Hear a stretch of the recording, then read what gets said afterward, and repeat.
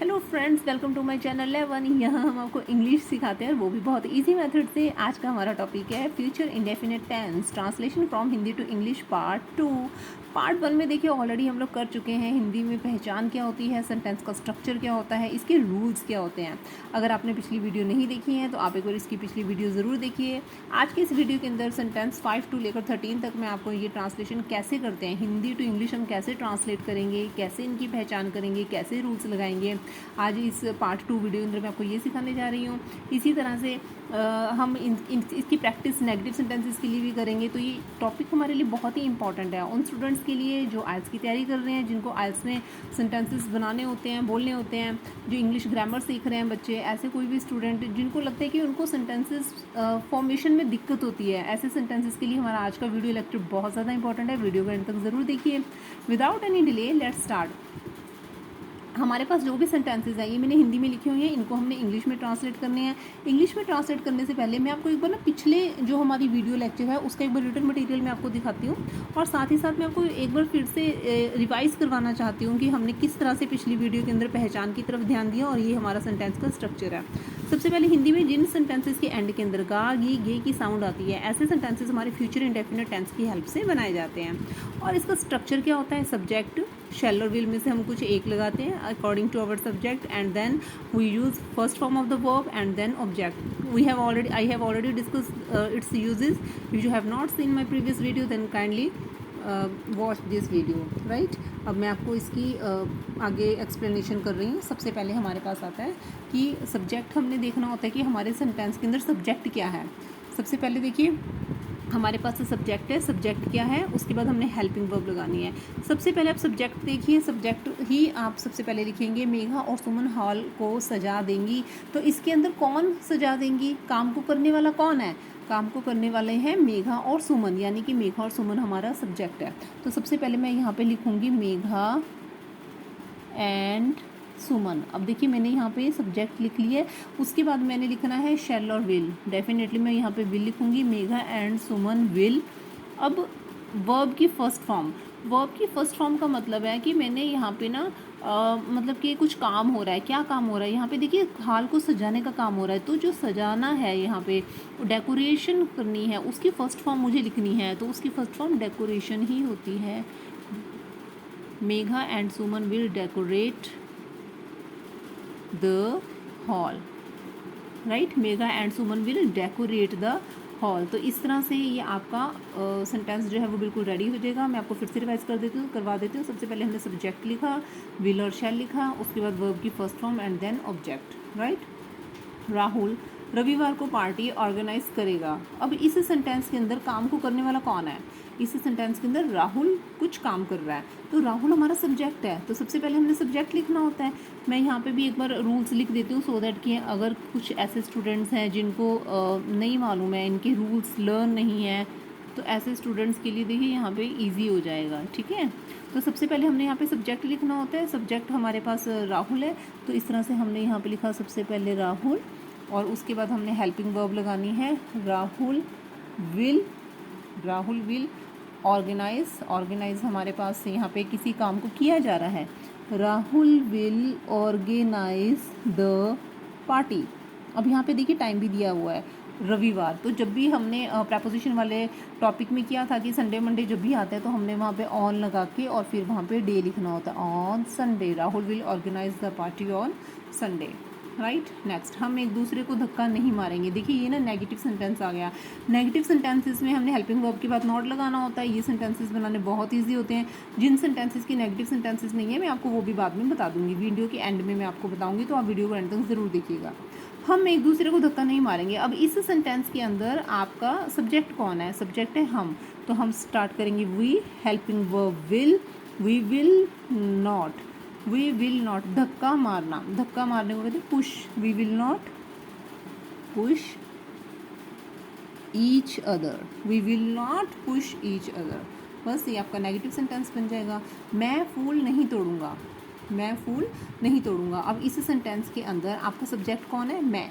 सबसे पहले आप लिखेंगे आई विल नॉट। अब जो नेगेटिव वाले सेंटेंसेस होते हैं उसमें हम विल नॉट बोलते हैं।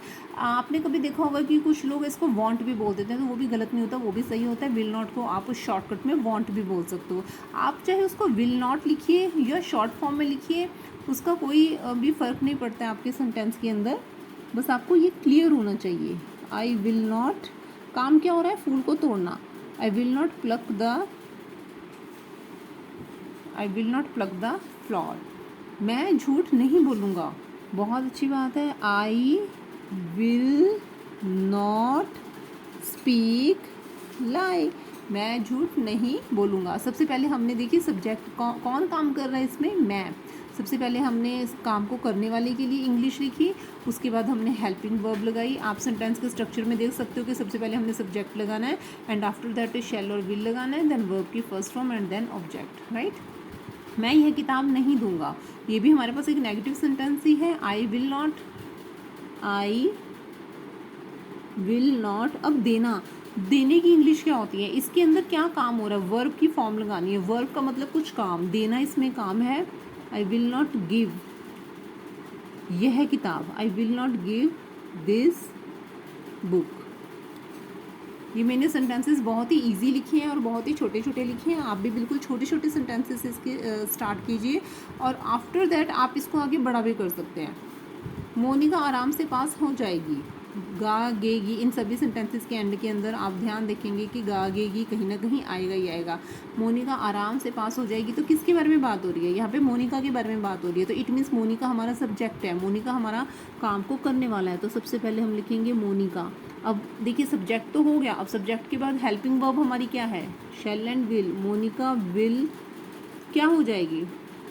Monika will pass easily. Monika will pass easily and you will learn English easily. आप भी आसानी से इंग्लिश सीख जाएंगे। बने रहिए हमारे चैनल के साथ। हमारे चैनल की स्पेशलिटी है हर कुछ सब कुछ ईजिली सिखाना। आज शाम मैं लेट हो जाऊंगा। ये सेंटेंस तो देखिए हर घर के अंदर बोला जाता है कि अगर आप कहीं भी बाहर हैं, राइट, तो फिर आप फ़ोन करके इन्फॉर्म करते हैं, तो अक्सर आप ऐसे बोल ही देते हैं कि आज शाम मैं लेट हो जाऊंगा या आज मैं लेट हो जाऊंगा। तो आप नेक्स्ट टाइम इस सेंटेंस को आप इंग्लिश में बोल सकते हैं। इंग्लिश की प्रैक्टिस कीजिए ज़्यादा से ज़्यादा। आप कैसे बोलेंगे? तो सबसे पहले देखिए इस सेंटेंस में सब्जेक्ट कौन है? ज़रूरी नहीं है कि सब्जेक्ट आपका हर बार फर्स्ट नंबर पे ही आए, सबसे पहले सब्जेक्ट ही आए। आपका सब्जेक्ट आगे पीछे कहीं भी हो सकता है। तो इस सेंटेंस के अंदर मैं, बात यहाँ पे अपने बारे में ही हो रही है, तो आई से ही हम स्टार्ट करेंगे और उसके बाद helping verb. I will be late आज शाम। I will be late this evening, right. वह बहुत गुस्सा होगी। तो गर्ल है तो हम यहाँ पे सब्जेक्ट को शी लिखेंगे। She will angry. She will be angry, वो गुस्सा होगी। She will be very angry भी आप बोल सकते हैं कि वो बहुत ज़्यादा गुस्सा होगी। तो इस तरह से ये हमने सेंटेंसेस बनाए हैं। इसमें से कुछ सेंटेंसेस हमारे पॉजिटिव हैं, कुछ नेगेटिव हैं। पॉजिटिव सेंटेंसेस से अगर आपने नेगेटिव सेंटेंस बनाना है तो इसका बहुत ही ज़्यादा इजी मेथड होता है। आपको बिल्कुल भी कुछ घबराने की ज़रूरत नहीं है। जहाँ कहीं भी आपकी हेल्पिंग वर्ब होती है, आपने हेल्पिंग वर्ब के बाद में नॉट लगा देना है। For example, Megha and Suman will decorate the hall. आप इसको बोलेंगे Megha and Suman will not decorate the hall. Rahul will organise the party on Sunday. Rahul will not organise the party on Sunday. We will not, ये ऑलरेडी देखिए not वाली आपके already negative है। Monika will pass easily. Monika will not pass easily. I will be late. I will not be late. She will be angry, और वो गुस्सा नहीं होगी। तो जहाँ कहीं भी आपकी हेल्पिंग वर्ब है, आप हेल्पिंग वर्ब देखिए, हेल्पिंग वर्ब के बाद उसको वहाँ पर नोट लगा दीजिए। तो इस तरह से हमने आज ट्रांसलेशन सीखी। ये सभी ट्रांसलेशन के जितने भी सेंटेंसेस थे, ये सारे सेंटेंसेस हमारे फ्यूचर इंडेफिनिट के सेंटेंसेस से। फ्यूचर इंडेफिनिट सेंटेंस की पहचान मैंने आपको बताई थी, गागे की इसकी पहचान होती है और ये हमारा सेंटेंस का स्ट्रक्चर होता है। ऑलरेडी हम लोग 13 सेंटेंसेस की प्रैक्टिस कर चुके हैं। आप भी अपने आसपास देखिए कि किस तरह के सेंटेंसेस आप ज़्यादा बोलते हैं, उनको एक कॉपी पे लिखिए और सेंटेंस स्ट्रक्चर के अकॉर्डिंग आप उस सेंटेंस को इंग्लिश में ट्रांसलेट करने की कोशिश कीजिए और फिर मुझे कमेंट करके ज़रूर बताइए। अगर आपको किसी भी सेंटेंस में कोई भी प्रॉब्लम आती है तो आप मुझसे हेल्प ले सकते हैं, कमेंट बॉक्स में ज़रूर लिखिए। अगर आपको ये वीडियो पसंद आई हो तो वीडियो को लाइक कीजिए, वीडियो को ज़्यादा से ज़्यादा शेयर कीजिए। अगर आपने हमारा चैनल अभी तक सब्सक्राइब नहीं किया है तो चैनल को सब्सक्राइब कीजिए। Thanks for watching.